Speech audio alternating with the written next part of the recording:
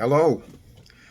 I trust that in some way, like myself, you're finding out Jesus is absolute in every sense. Absolute. No gray area. No, as his Father, no shadow of turning. Full of light. Nothing but light. Nothing but truth. And in that, I'm discovering too, he's an absolute spoiler. I mean, the spoiling he does of things is absolute. And I used to think of this in certain terms about this. I would think that Jesus was the guy at the bar, where all these guys come in, all dressed up in their finery and all their whatever, and all these girls are assembled and the guys are all figuring out their best lines, to use. And, Jesus is telling each and every one of the girls there, now, you're going to hear this line, but this is where this leads. You're going to hear this line. This is where this leads. You're going to hear this line. And, so he really is a spoiler in that sense. And it's no wonder in that way that men don't like him. He ruins the game, so to speak.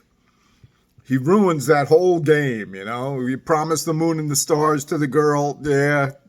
You got a big car and a big house. Yeah, she'll find out eventually what the man that is full of vanity about his stuff, where he is going to end up considering her, And so it is. I mean, with the religious, yeah, they have all of this outward thing and all of these religious promises or whatever, But that's why the Pharisees were so upset. He was blowing their game, He was saying, hey, look, these guys are laying all sorts of burdens on you and they're not lifting a finger. You know what I mean? Do you see that?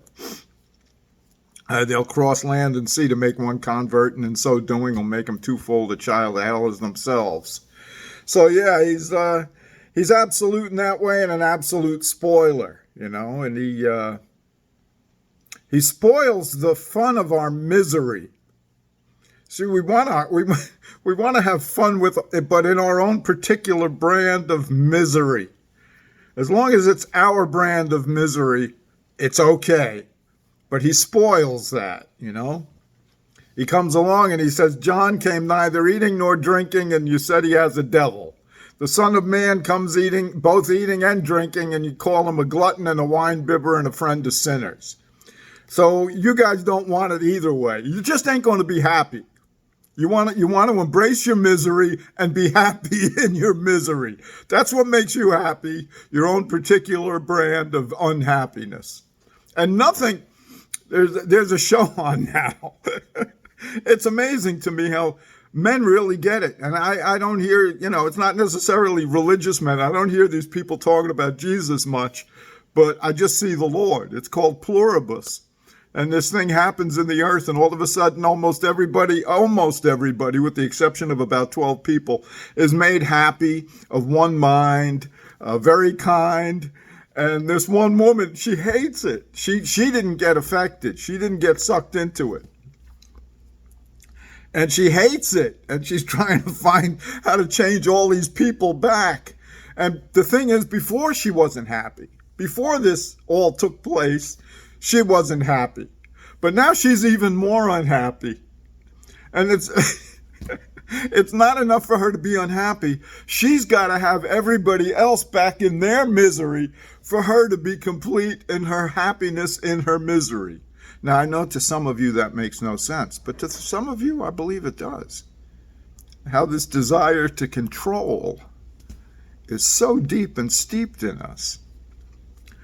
And so I look at that and I laugh, and I just see how Lord just, with me in every place I would seek to hide, every place I would seek to cover myself with something other than his goodness and grace and rejoice in that.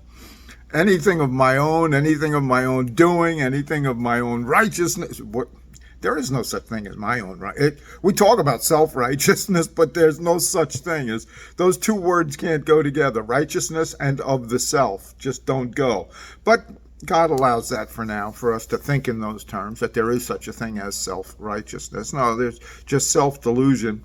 And the thing that we're calling righteousness is his filthy rags. So, When our eyes are opened, yeah, we find out, oh, that's dung. I was calling righteousness dung. Or I was calling dung righteousness, and righteousness dung. I was despising the righteousness of God, counting that as nothing, until he opens our eyes. Then we see, oh, we had it all wrong. So how much wrong can a man be and still not find the place of rejoicing in the Lord Jesus Christ? I see you can't, we can't. I can't have it both ways.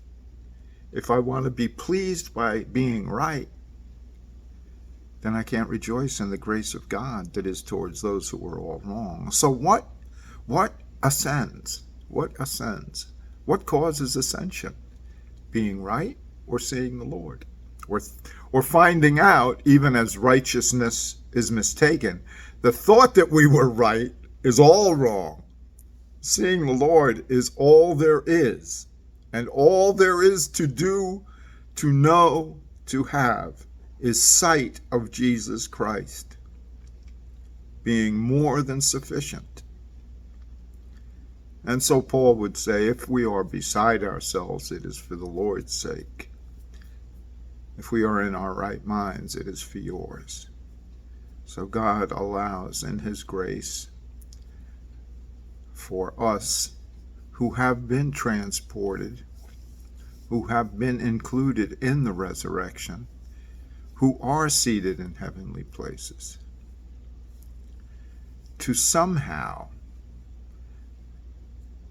fit even here for his purpose amongst everything that yet is backwards. But it's changing because he changes everything. Be well.